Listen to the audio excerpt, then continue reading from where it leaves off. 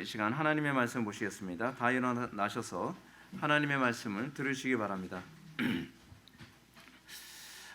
하나님의 말씀은 로마서 8장 28절부터 30절까지의 말씀, 신약성경 250페이지입니다. 하나님 말씀은 로마서 8장 28절부터 30절까지의 말씀, 신약성경 250페이지 찾으셨으면 하나님의 말씀을 들으시기 바랍니다. 우리가 알거니와 하나님을 사랑하는 자 곧 그의 뜻대로 부르심을 입은 자들에게는 모든 것이 합력하여 선을 이루느니라. 하나님이 미리 아신 자들을 또한 그 아들의 형상을 본받게 하기 위하여 미리 정하셨으니 이는 그로 많은 형제 중에서 맏아들이 되게 하려 하심이니라.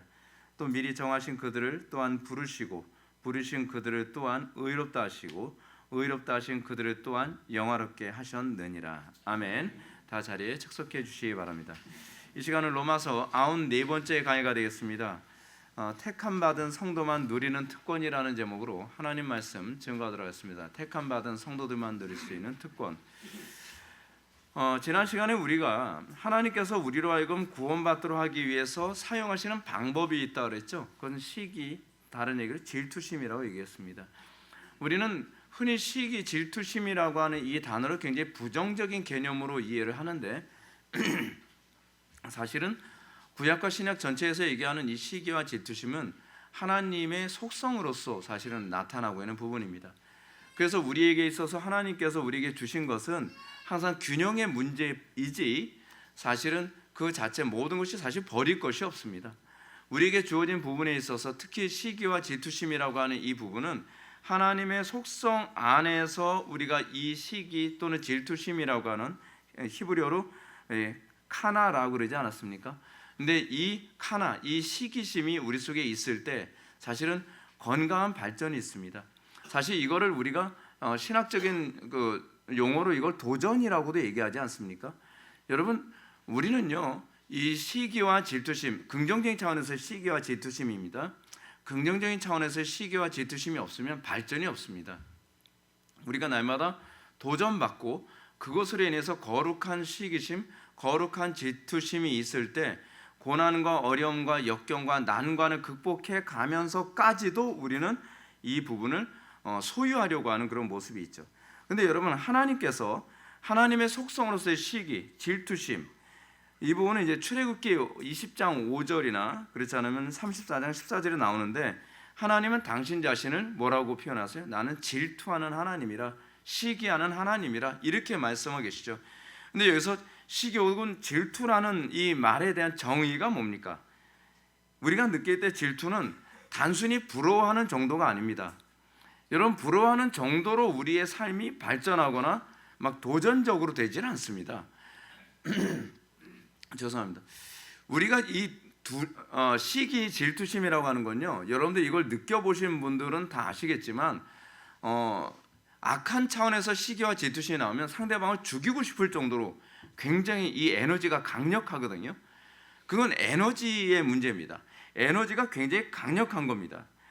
그냥 부러워하는 감정이나 에너지 정도가 아닙니다. 우리가 부러워하는 건 어느 정도의 에너지입니까? 뭐 없으면 뭐 어쩔 수 없고, 뭐는 부럽네, 좋겠네, 그러고 말잖아요.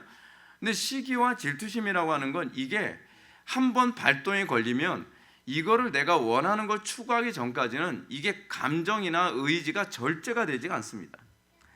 그래서 시기와 질투하는 감정은 이 에너지가 감당할 수 없기 때문에 어떤 목표를 향해서 달려갈 때는 그 목표를 성취하지 않고서는 모든 어떤 대가로도 다 치르려고 하는 준비가 우리에게 주어지게 됩니다.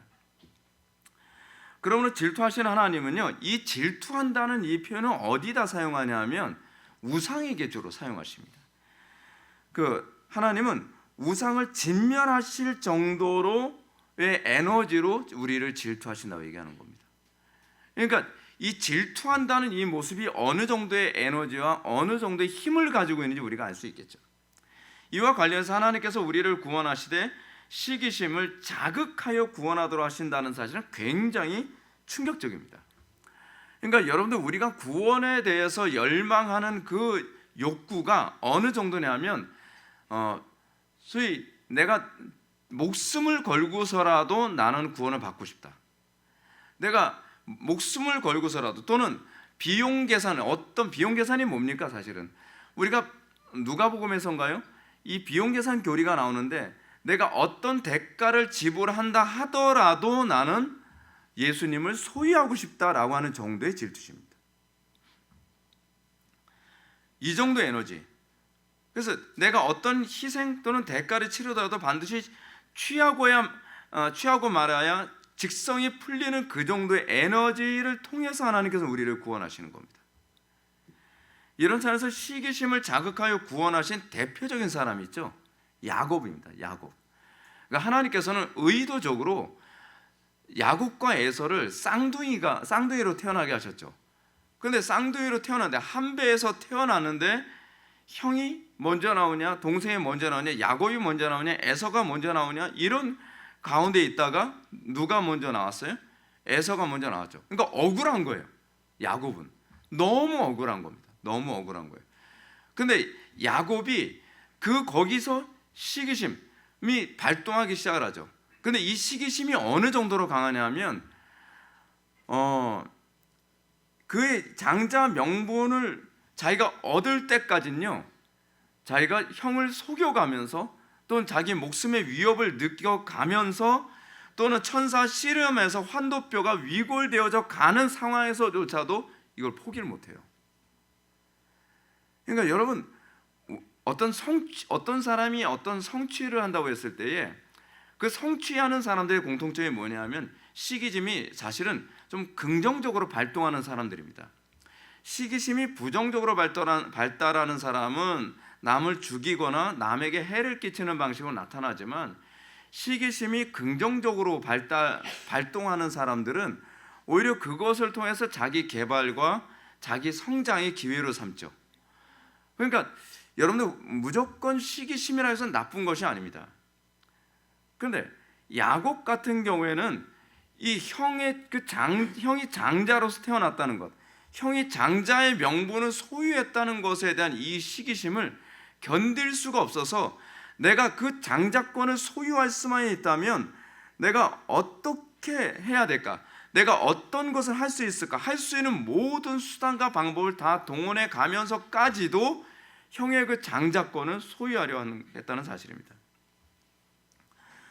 흥미로운 사실은 바울이 이 특징을 염두에 두고 새 이스라엘을 가르치고 있다는 사실입니다.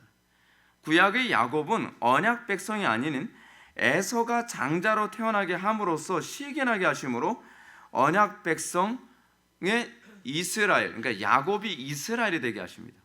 여러분, 이게 굉장히 좀 묘한 구도인데요, 하나님께서는 사실은 누구를 택하신 거예요? 사실은 야곱을 택하신 겁니다. 하나님은 야곱을 택하셨는데, 하나님께서는 섭리적으로 누가 먼저 태어나게 하셨어요?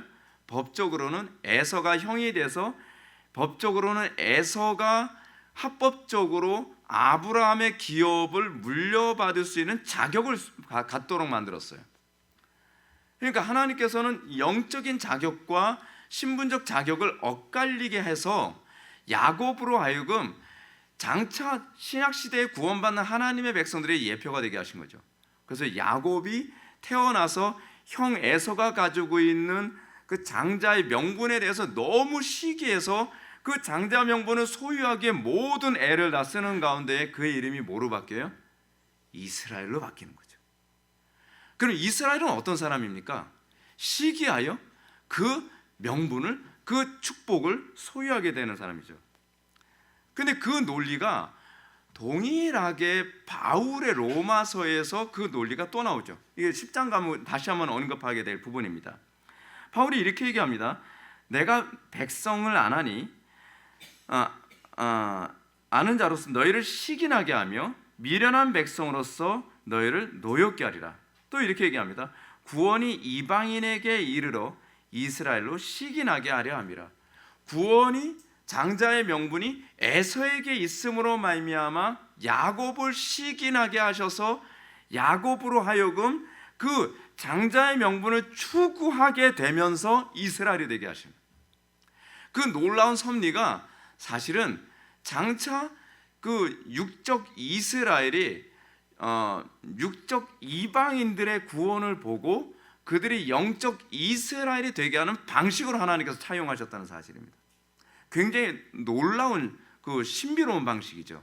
그게 구약에서 하나님께서 이거를 염두에 두고 일어나게 하셨다는 사실입니다.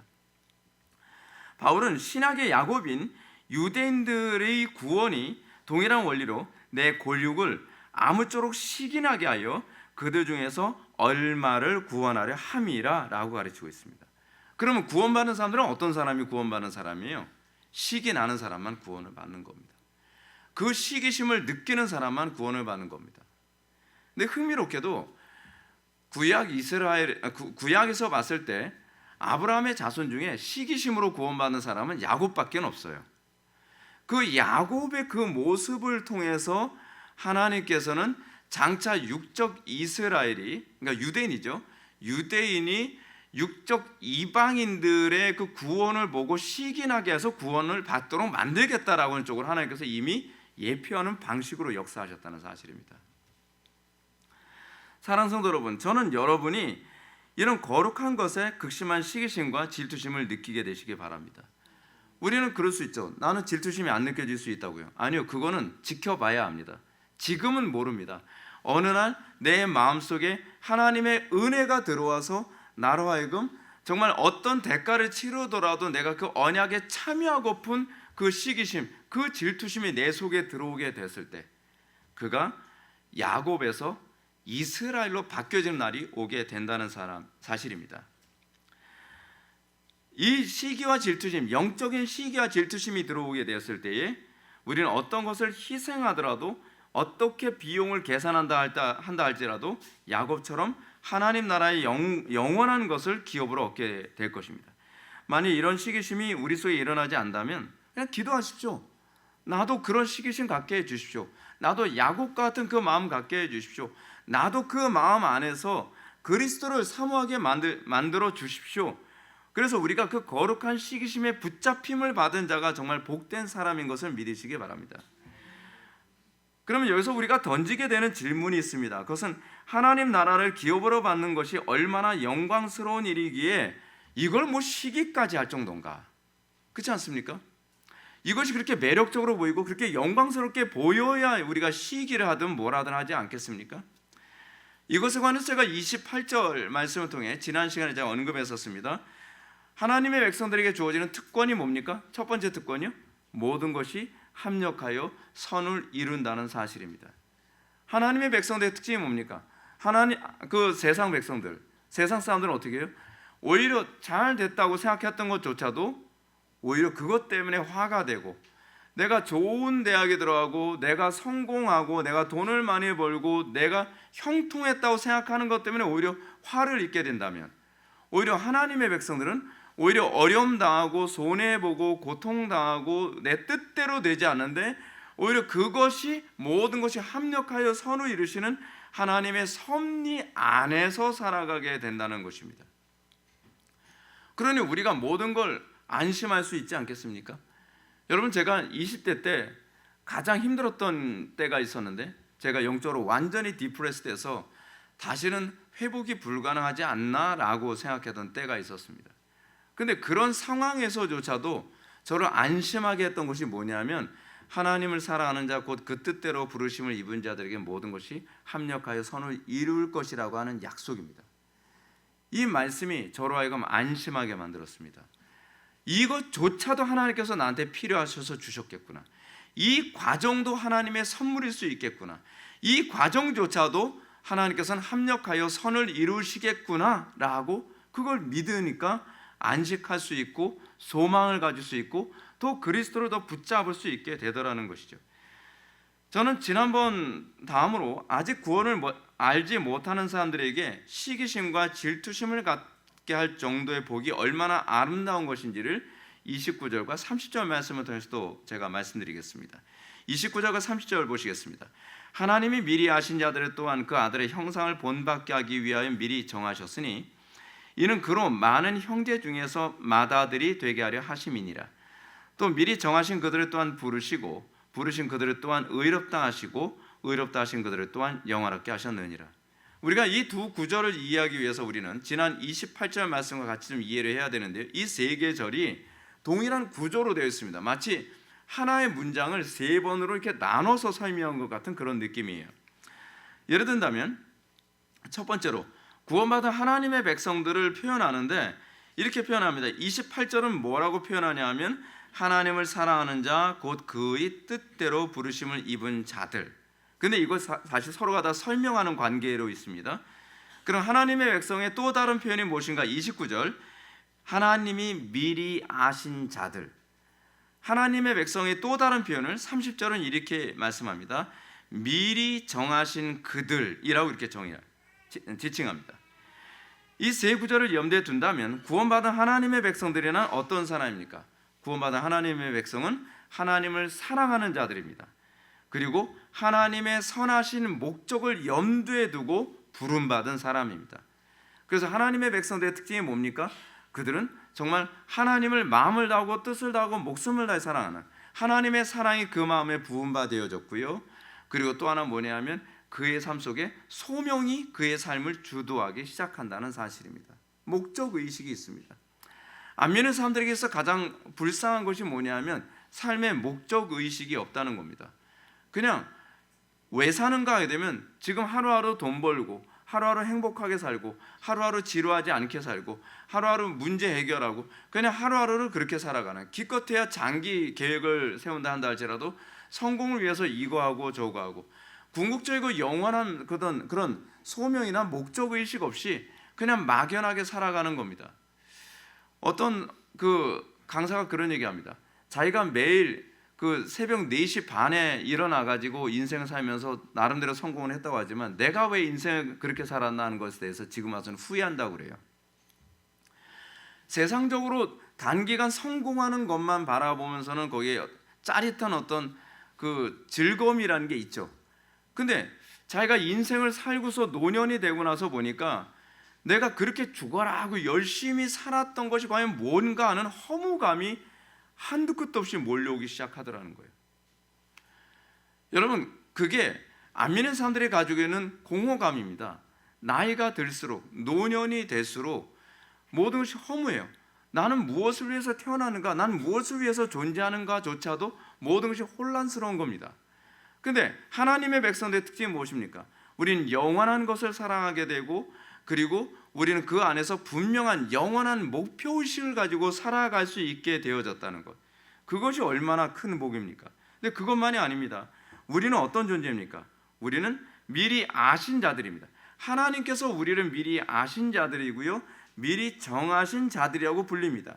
이는 구원이 하나님의 놀라운 주권 안에서 주어지는 하나님의 선택 행위라는 것을 잘 보여줍니다.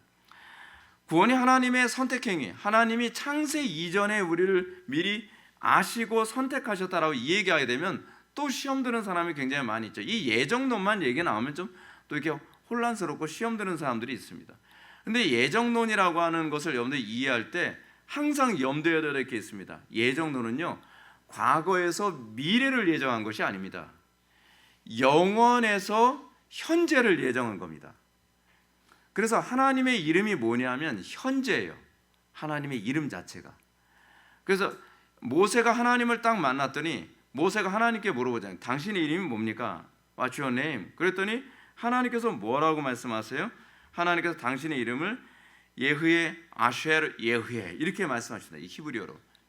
이걸 영어로 뭐라 하냐면 I am who I am이라고 하거든요. 그래서 하나님의 이름을 단축형으로 얘기할 때는 I am, 좀 약간 길게 하나님의 이름을 부르면 I am who I am이라고 이렇게 불러요. I am, 이게 M이 중요한 겁니다. 이게 현재란 얘기거든요. 나는 현재로 존재한다. 그래서 예수님이 당신 자신을 호칭할 때 내니라, 나다라고 할 때 요한복음에서 어떤 일이 보죠? 너희가 누굴 찾느냐? 무슨 뭐 메시아를 예수님을 찾느니까 내니라, 나다라고 얘기하니까 사람들이 다 뒤로 물러가 엎어졌다라고 얘기하잖아요. 그게 왜냐하면 하나님의 성호를 들었기 때문에 그런 겁니다. 하나님의 성호가 선포되니까 피조물된 존재들이 그 압도함을 감당할 수가 없어서 그냥 엎어지게 된 겁니다. 근데 그때 예수님께서 사용하신 헬라어가 뭐냐면 에고 에임이에요. 그래서 이 에고 에이미가 영어로 번역하면 I am이거든요. 그래서 신학교 다닐 때 에고 에이미 용법 굉장히 유명합니다. 에고 에이미 용법은 하나님의 이름을 얘기하는 용법이거든요. 근데 이 에고 에이미 용법이 사실은 구약 성경에서 어떤 식으로 표현되냐면 여호와 라파, 여호와 니시, 여호와 샬롬 뭐 이런 식으로 표현됩니다. 그래서 이름이 어떻게 되죠? 나는 뭐예요? 치료자다. 여호와 라파. 나는 깃발이다. 여호와 니시. 그리고 나는 평강이다. 여호와 샬롬. 그래서 I am의 구조로 되어 있어요. 근데 이 구조가 신약에 와서도 동일하게 예수님께서 당신 자신을 지칭하는 호칭을 사용합니다. 예수님께서 당신 자신은 뭐라고 했어요? I am the light. 내가 빛이야. I am the Lord. 내가 길이야. I am the life. 내가 생명이야. 그래서 이 I am 구조로 얘기하시는 이유가 뭐냐면 그것이 구약에서 하나님이 당신 자신을 계시하는 방식을 예수님이 그대로 사용하고 계신 겁니다. 자, 근데 그 하나님이 어떤 하나님이라고 얘기하는 거예요? 현재라는 거예요. 현재. 여러분들은 하나님을 자꾸 과거로 생각하지 않습니까? 과거에 왕년에는 하나님께서 나에게 그렇게 역사하셨는데, 그럼 제가 묻는 거죠. 현재는 어떤데요? 여러분들에게 있어서 하나님은 현재 나와 동행하시는 하나님이셔야만 합니다. 하나님께서 우리를 구원하시고 하나님께서 미리 아셨다. 이 미리 아셨다라는 말 때문에 자꾸 혼란스럽고, 하나님께서 창세 전에 선택하셨다라고 하면 우리는 자꾸 시간의 개념으로 보는데 그게 아니라 영원이라고 하는 그 관점, 영원은 시간의 범주에서 넘어서는 개념이거든요. 근데 그 영원하신 하나님이 우리 세계에 현재로 오셨어요. 그래서 모든 시대에 하나님은 무소부재하시면서 우리에게 역사하시면서 우리를 구원하시는 거예요. 그래서 하나님께서는 우리의 구원을 위해서 막 애통해 하시는 거, 연극하는 게 아닙니다. 하나님이 무슨 위선자입니까? 하나님이 연기하시는 게 아니에요. 하나님은 진짜 그 시간에 애통해 하시며 그 사람의 구원을 위해 그 시간에 씨름하고 계시고, 그 시간에 그를 설득하고 계시고, 그 시간에 하나님께서 모든 사랑과 힘을 쏟아서 그를 하나님의 백성으로 삼기 위한 노력 가운데 있다는 사실입니다. 근데 그 하나님이 우리에게 구원을 주시기에 어떤 것을 사용하시는가? 시기하심을 사용하신다는 겁니다. 우리의 마음속에 시기하는 마음을 허락하시고, 그 거룩한 시기심 안에서 우리는 그런 겁니다. 주님, 나도 저렇게 거룩해지기 원합니다. 나도 저렇게 탁월해지기 원합니다. 나도 저렇게 지혜롭기 원합니다. 여러분 구하십시오. 여러분들, 내가 솔로몬에게 부으셨던 그 지혜 나도 얻기 원합니다. 나도 저 사랑받기 원합니다. 나도 저 영광 가운데 거하기 원합니다. 나도 엘리야와 같은 그런 능력 안에 있기를 원합니다. 여러분, 우리가 시기하도록 사모해야 될 부분은 아닙니까? 하나님의 거룩한 속성은요, 우리가 시기하도록 사모하라고 우리에게 계시되어진 것입니다. 그렇다고 한다면 그 계시되어진 하나님의 거룩한 속성 우리가 바라보면서 시기하도록 그것을 목말라하고 시기하도록 그것을 추구해야죠. 근데 문제는 우리는 무엇을 시기하며 인생을 낭비하고 있냔 말이에요. 그렇지 않습니까? 남들보다 돈을 못 벌어서 그거 시기하고, 남들보다 잘나지 못해서 그것 때문에 시기하고, 남들보다 행복하지 못해서 그것 때문에 시기하고, 죽이고, 미워하고, 거짓말하고, 모함하고, 그러지 않습니까? 하나님께서 그러지 마시라는 거예요. 정말 너희들이 시기해야 하며 사모해야 될 대상은 영원한 것이라는 거죠. 잠깐 있다가 없어질 것 여러분들 사모하면 뭐합니까? 그 잠깐입니다. 잠깐 있다가 없어지는 거죠. 자, 근데 이 세계절이 보여주는 두 번째 이제 공통점이 있는데, 이런 하나님의 백성들에게 놀라운 복이 예비되어 있다는 것입니다. 이것에 대해 영적 안목이 열린다면 그 누구라도 시기심을 느끼지 않을 수가 없는 거죠. 문제는 뭐냐면 안목이 열리지 않아서 그런 겁니다. 영적인 안목이 열리지 않으면 그 어떤 것과도 비교할 수 없는 이 놀라운 복에 대해서 결코 시기심을 느끼지 않는 거죠. 예를 들어서 우리가 악기를 다루지 못하거나 악기에 대한 이 안목이 열리지 않으면 앞에서 아무리 앞에 사람이 막 바이올린을 막 천사처럼 막 하고 그래도 우리는 뭐라를 그냥 깽깽이. 저 뭐 하는 거야 시끄럽게. 그걸 시기는 고사하고 그냥 노이즈로 듣잖아요. 여러분, 시기는요, 시기심은 어떤 사람들한테만 주어지는 특권이냐면 안목이 열린 사람들에게만 주어지는 특권입니다. 미적 안목이 열린 사람은 나도 저 사람처럼 그리고 싶다. 또 예를 들면 패션에 안목이 있는 사람은 나도 저 사람처럼 그렇게 옷을 아름답게 저렇게 입고 싶다. 우리 부러워하지 않나요? 어떻게 저 사람은 옷을 저렇게 잘 자기한테 맞춰서 입느냐. 우리 그런 걸 시기심을 느끼기도 하고 그러지 않습니까? 시기심을 느낀다는 말에 대한 전제는 뭐냐면 내가 그것에 안목이 열렸다는 걸 의미합니다. 안목이 열리지 않은 사람은요, 시기심도 없습니다. 그것이 부럽지가 않은 거예요. 그렇지 않습니까? 아무리 멋있으면 뭐합니까? 내 눈에는 멋있게 보이지 않는데, 아무리 화려하면 뭐합니까? 내 눈엔 초라하게 보이는데, 아무리 목소리가 좋으면 뭐합니까? 내 귀에는 잡음으로 들리는데, 우리에게 있어서 영원한 것에 대한 것도요, 내 안목이 열리기 전에는 그것이 아름답지 않아서가 아니라 내가 안목이 열리지 않아서 그 가치를 몰라서 그러는 겁니다. 그래서 그 부분과 관련해서 마태복음 13장에서 예수님께서 비유를 주신 쌍둥이 비유가 있잖아요. 밭에 감추인 보화의 비유와 값진 진주의 비유. 특히 값진 진주의 비유에서 얘기하는 게 뭡니까? 그 진주의 가치를 아니까 내 재산을 다 팔아, 비용 계산하는 거죠. 내 재산을 팔아 그 진주를 샀느니라. 그것이 영적 시기심을 가진 사람들에게 나타나는 거죠. 우리는 이 땅에 살아가면서 어렸을 때서부터 세상의 가치에 대해서 세뇌 교육을 받으면서 자랐습니다. 그래서 육적인 즐거움을 부러워하도록 우리는 교육을 받았고, 육적인 풍요와 행복, 이런 쾌락, 이런 것에 대해서 우리가 부러워하도록 그렇게 교육을 받으며 세뇌되면서 그렇게 컸죠. 그러다 보니까 영원한 것, 그리고 탁월한 것, 그리고 영광스러운 것에 대해서 열망할 줄 모르는 세대가 되어버리고 말았습니다. 특히 요즘 세대는 더 그렇습니다. 요즘 세대는 어떻습니까? 예를 든다면 그렇잖아요. 제가 전에 그 일본 영화 중에서 스시의 장인 지로라고 하는 그 다큐멘터리 영화를 제가 얘기한 적 있잖아요. 지로가 이 스시를 만드는데 진짜 너무 기가 막히게 만드는 겁니다. 그러면서 스시를 정말 기가 막히게 만들어서 스시 하나를 초밥을 딱 만들어서 이게 손님한테 딱 대접하는 모습 보면서 어떤 사람은 이렇게 생각했죠. 아니 한 입 먹으면 없어질 것까지 뭘 저렇게 에너지를 소비해. 근데 이 사람은 그렇지 않은 겁니다. 그리고 저도 그거 보면서 뭐 스시 장인 되고 싶은 마음은 없지만 그렇게 탁월하게 에너지를 집중해 가면서 스시를 만드는 그 모습 보면서 나도 저렇게 탁월했으면 좋겠다.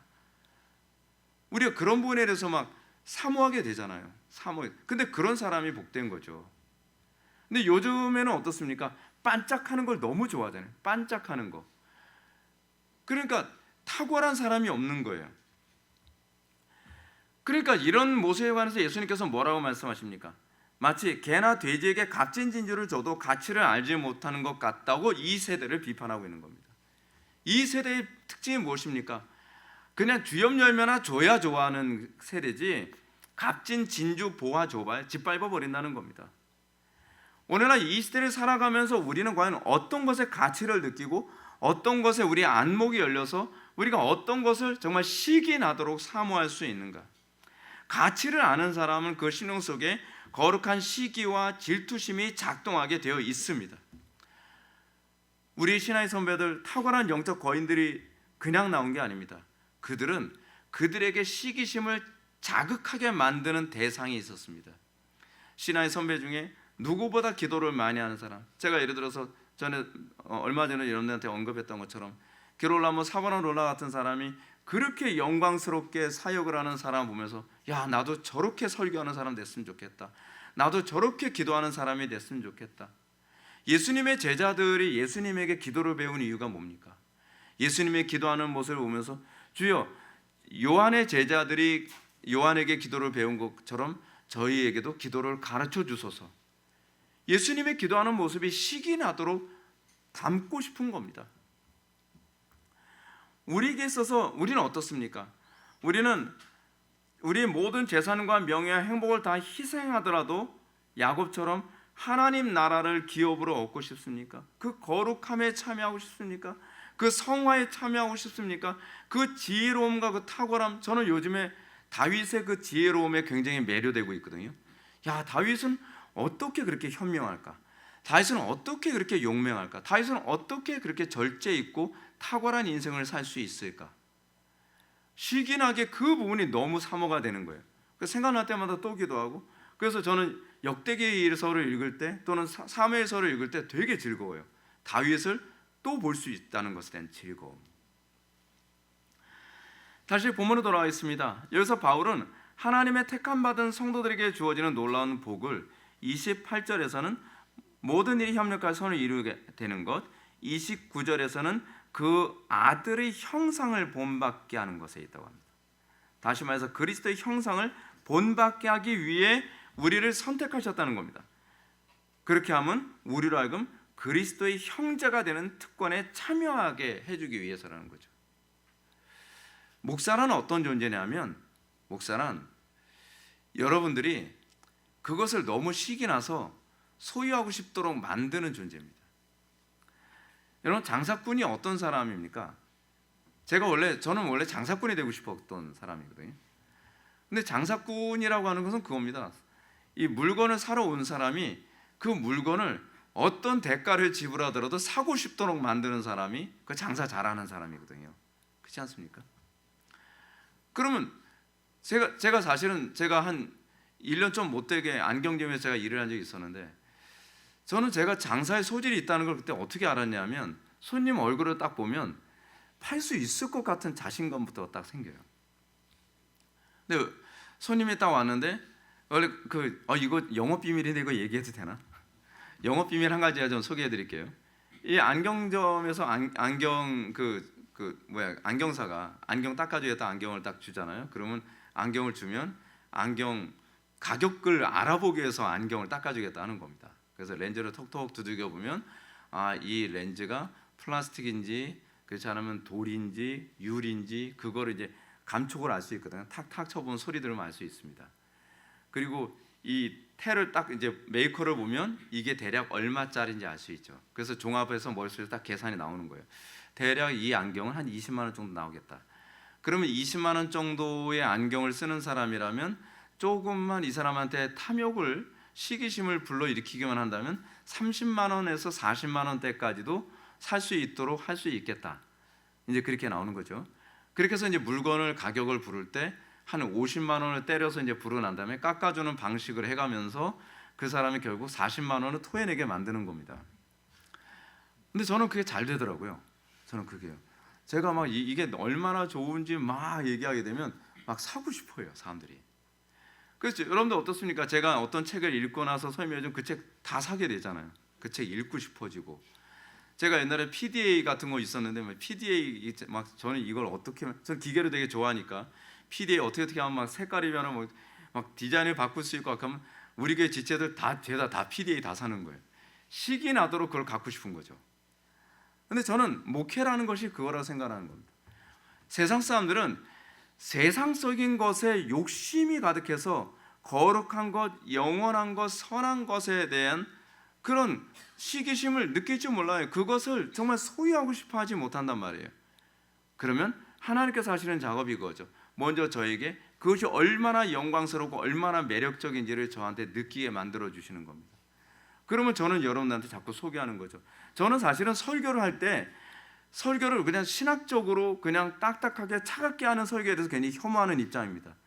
왜냐하면 복음은 영광스럽고 복음은 흥분되는 것이고 복음은 듣는 모든 사람들이 복되게 들리도록 만들어져야 된다고 저는 생각을 합니다. 어떤 지식의 전달로 끝난다고 한다면 그건 이미 복음이 아닌 겁니다. 복음은 지루할 수가 없습니다. 복음은 설교하는 자가 이미 흥분되어 있어야 됩니다. 그리고 이 회중들로 하여금 그 흥분됨에 참여해서 내 모든 재산을 팔아 내가 그리스도를 소유하기 원합니다. 내 모든 재산을 팔아 내가 저 복에 참여하기 원합니다라는 시기심을 자극하여 그들로 하여금 구원의 길로 가게 만드는 것이 설교자가 해야 되는 역할이라고 저는 생각합니다. 사랑하는 성도 여러분, 야곱이 이스라엘이 된 것을 묵상하시기 바랍니다. 야곱이 장자의 명분을 시기했던 부분을 묵상하시기 바랍니다.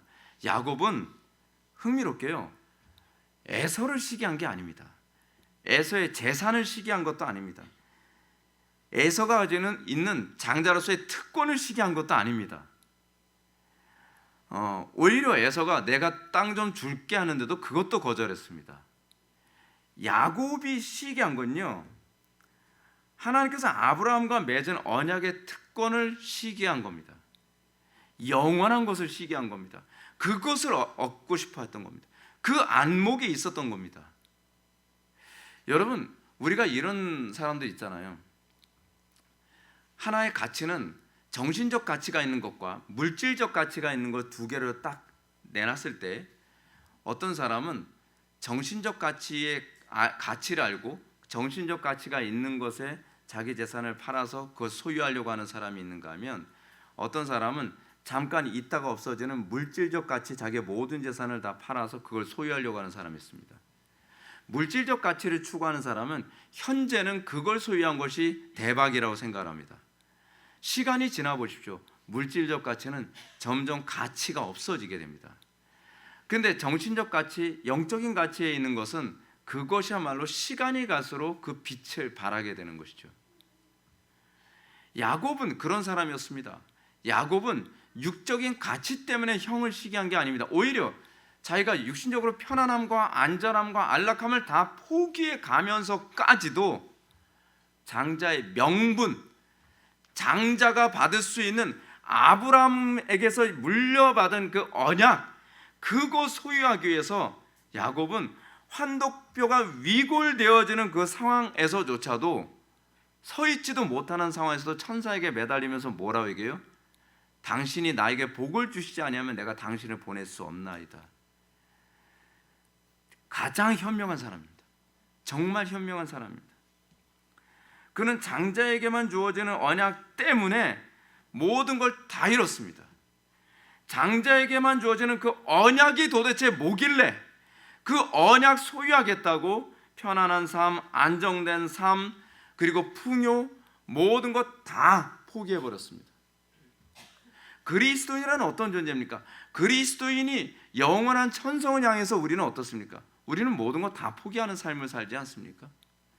세상 사람들이 봤을 때, 아니 조금만 타협하면 성공할 수 있고 조금만 타협하면 부와 명예와 행복을 다 얻을 수 있는데 그걸 타협을 안 하나? 거저 주겠다는데, 아니요, 우리는 그것에 미혹되지 않습니다. 그것은 잠시 잠깐 있다가 없어지는 겁니다.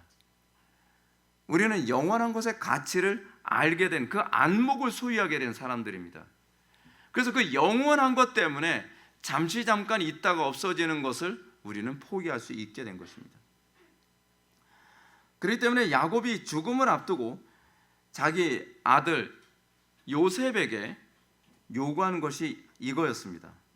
자신을 아브라함이 합법적으로 구매한 땅, 가나안 땅, 다시 말해서 햇사람 에브론의 밭에 있는 굴에 자신을 장사하라는 것이었습니다. 그 화려한 애굽에 장사하는 것이 아니라 그 약속의 땅, 기업의 땅, 그 초라한 땅, 그 굴, 거기에 나를 묻어달라. 그 정도로 야곱의 시기하는 에너지는 죽을 때까지 지칠 줄 몰랐던 것입니다. 저는 여러분들 마음속에 그 영광스러운 시기심이 여러분들 심령을 사로잡게 되기를 원합니다. 여러분이 이 세상을 살아가면서 시기나도록 거룩한 것에 대한 열망을 품게 된다면, 우리는 다윗의 시편처럼 악을 행하는 자들 때문에 불평하지 말며 불의를 행하는 자들을 시기하지 말라는 이 말씀을 이해하게 될 것입니다. 세상 사람들, 악을 행하는 사람들, 잠시 잠깐 부와 명예와 성공 누리자고 저짓하고 있는 겁니다. 그런데 다윗은 뭐라고 얘기합니까? 그들 때문에 불평하지 말고 그들 때문에 시기하지 말라는 겁니다. 우리가 시기해야 될 것은 그것이 아니라, 우리가 시기하고 우리가 질투를 느껴야 될 것은 영원한 것을 뺏기지 않으려고 하는 것, 그것을 소유하려고 하는 것이어야 되는 거죠. 그것에 앞서서 필요한 건 안목이 열리는 겁니다. 그 가치의 눈이 열리는 겁니다. 그러면 우리가 도대체 영원한 것에 대해서 어떤 매력을 느끼게 되어 시기하도록 사모하게 되겠습니까? 30절은 이렇게 얘기합니다. 또 미리 정하신 그들을 또한 부르시고 부르신 그들을 또한 의롭다 하시고 의롭다 하신 그들을 또한 영화롭게 하셨느니라.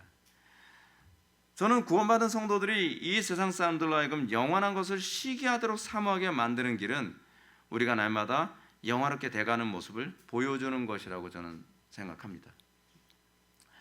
여러분, 우리가 오늘날 복음을 전해도 사람들이 왜 반응하지 않는지 아십니까?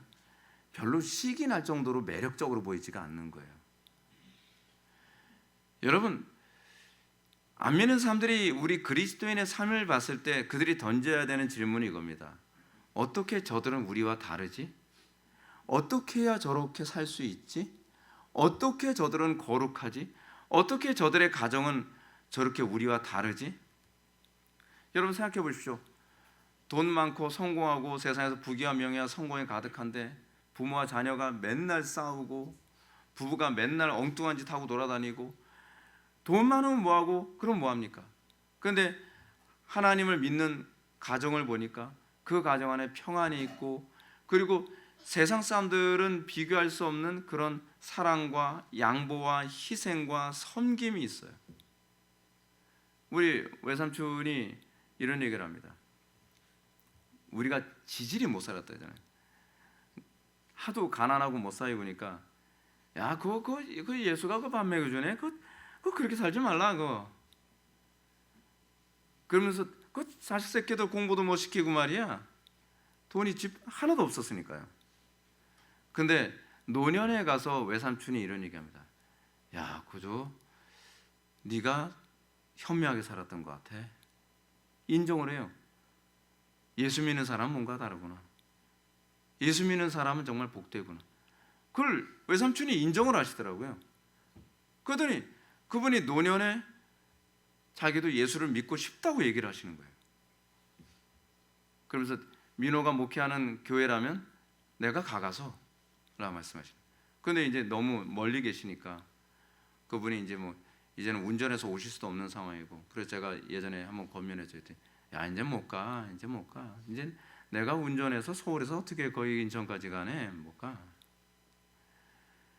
근데 그건 알게 되신 거예요. 야, 예수 믿는 게 겉으로 잠깐 눈앞에 볼 때는 한심하고 답답하고 그리고 불편해 보이고 미련해 보이는데 그 시간이 지나고 나서 보니까 야, 예수 믿는 사람들은 뭔가 다르구나. 예수 믿는 사람들은 정말 그 안에 뭔가 생명이 있구나. 그거죠. 그겁니다. 교회사를 보면 수많은 사람들이 예수를 믿게 된 이유는 성도들의 구별된 모습을 보면서 예수를 믿게 된 겁니다. 존 버년이 예수를 믿게 된 이유가 뭡니까? 아니, 어떻게 저 여자들은, 그 당시에 버년 시대 사람들이 굉장히 타락했었다 그러거든요.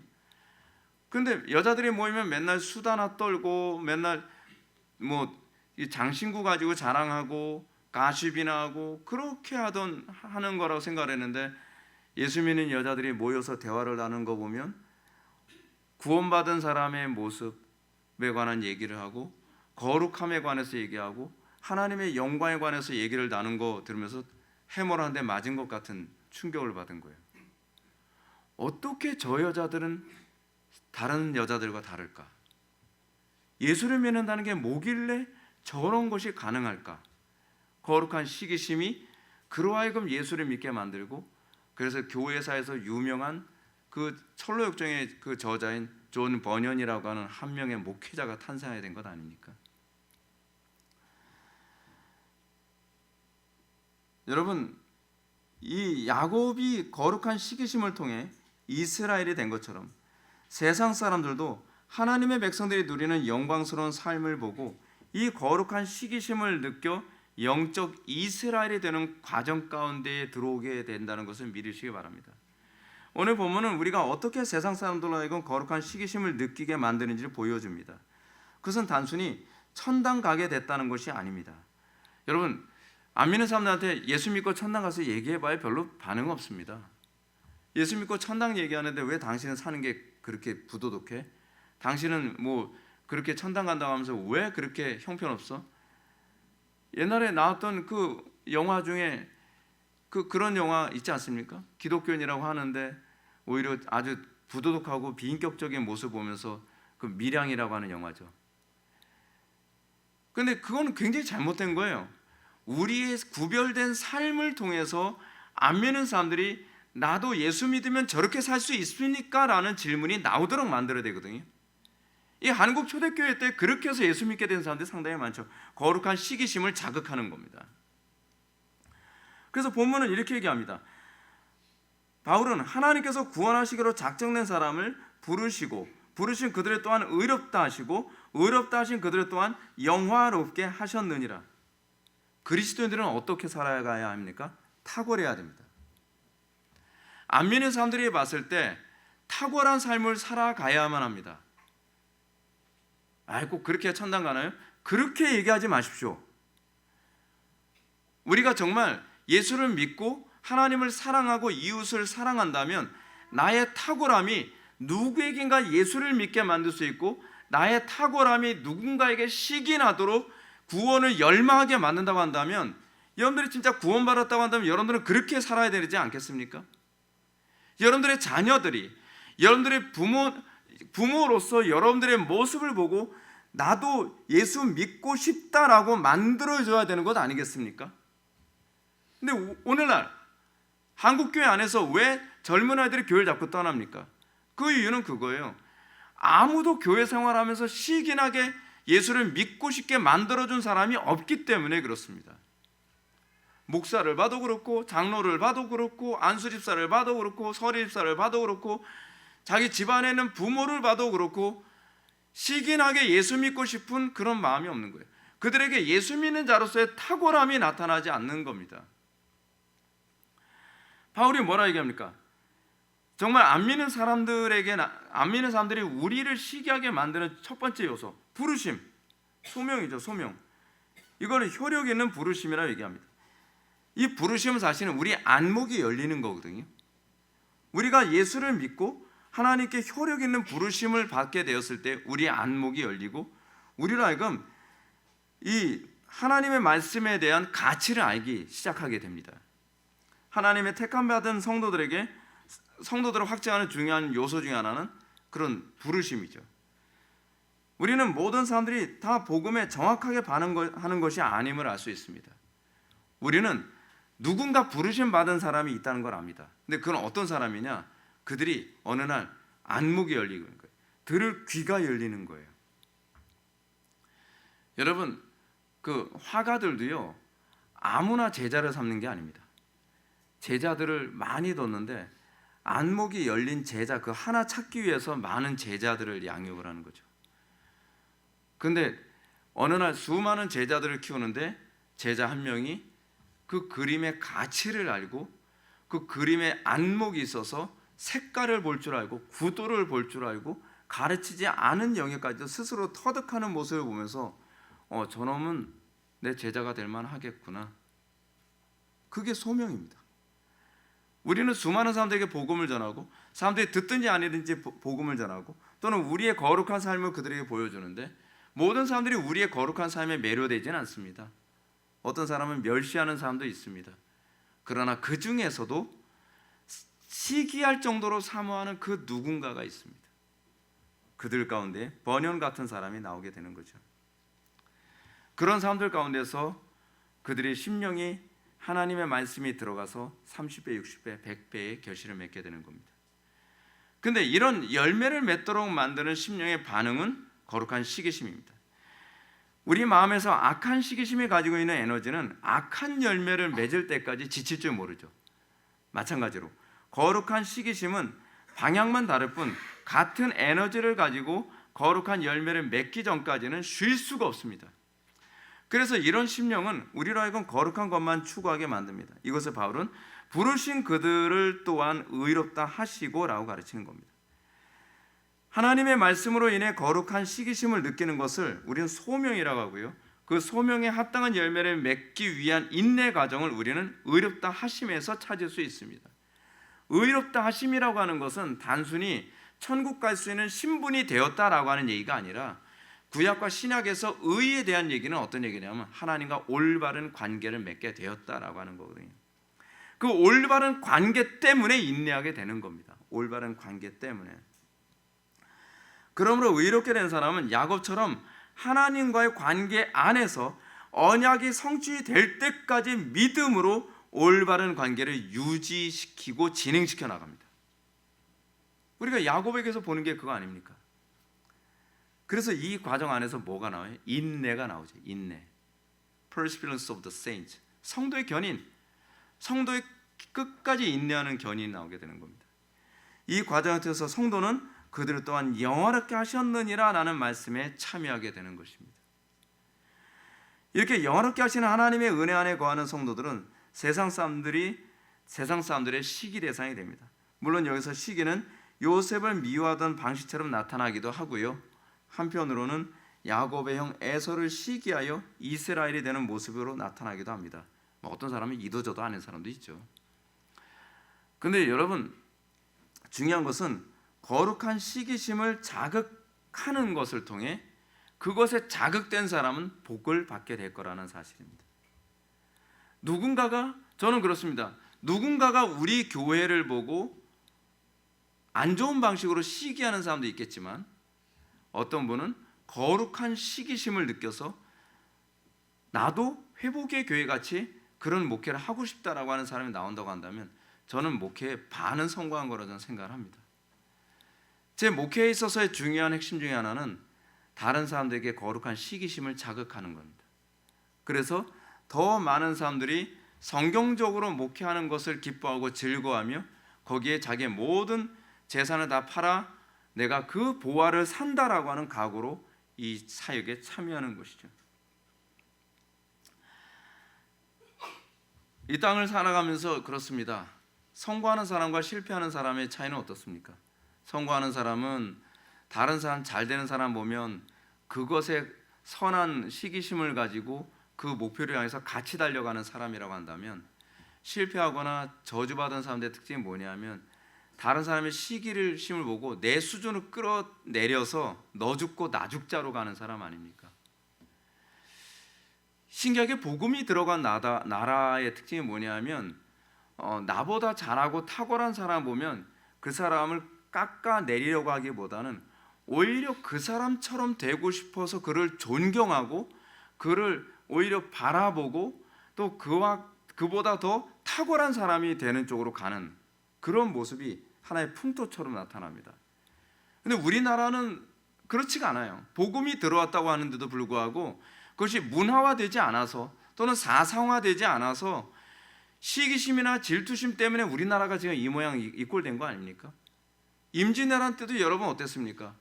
그 잘못된 시기심, 질투심 때문에 이순신 장군을 그렇게 핍박하고 죽게 만든 것 아닙니까? 대한민국, 이게 소위 조선의 역사를 쭉 보면 그 끔찍한 시기와 질투심으로 충신들이 죽어나간 역사입니다. 그런데 기독교 안에서의 복음의 역사는 오히려 그 탁월한 사람들에게 도전을 받아서 역사를 발전시킨 그런 역사입니다. 사랑하는 성도 여러분, 여러분들 심령 속에 이 거룩한 시기심이 여러분들이 전 인생을 주도하는 놀라운 복이 임하기를 주님의 이름으로 축원합니다. 이런 사람들은 정말 그 누구도 받지 않는 놀라운 복된 인생을 살게 될 것입니다. 기도하시겠습니다. 사랑이 많으신 하나님, 우리가 오늘 시간 거룩한 시기심을 가지고 살아가는 사람이 얼마나 복된지 우리가 다시 한번 살펴보게 되었습니다. 우리의 마음속에 그 거룩한 시기심으로 가득하게 하여 주시고 또한 다른 사람들로 하여금 그 거룩한 시기심을 자극할 수 있는 삶을 살게 하여 주옵소서. 그리하여 나만 복을 받는 것이 아니라 다른 사람들도 그 복의 주인공이 되도록 섬길 수 있는 주의 백성들 되게 하여 주옵소서. 예수님의 거룩하신 이름으로 기도 올려옵나이다.